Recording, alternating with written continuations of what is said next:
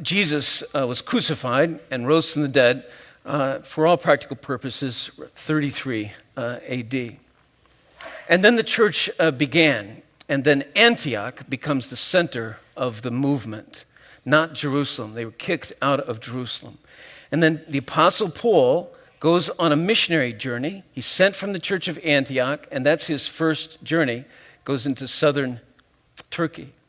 His second journey, he goes back and sees those churches again, and then Paul starts his third journey. And on his third journey, he is raising support for the poor in Jerusalem. Goes back to the original churches, goes to Ephesus. He spends 2 years in Ephesus, and he writes a letter to the church at Corinth, 1 Corinthians. Then he goes back to Macedonia, which is the area that Philippi, Berea, and Thessalonica are in. He writes a second letter to the Corinthians from Philippi, that's 2 Corinthians. And then he travels down from Macedonia, travels back to Corinth, and then he stays a good while in Corinth. And while he's in Corinth, this is all about in Acts 20, he writes the letter to the church in Rome. And then he leaves Corinth, goes back to Macedonia, goes to Philippi again. This will be his last time in Philippi.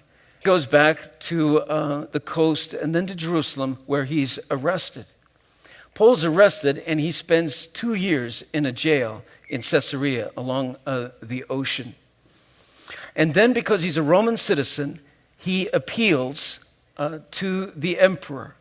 And after those 2 years, he then travels, and he's shipwrecked on his way to Rome, goes to Rome, and he is under a kind of a house arrest while he is in Rome.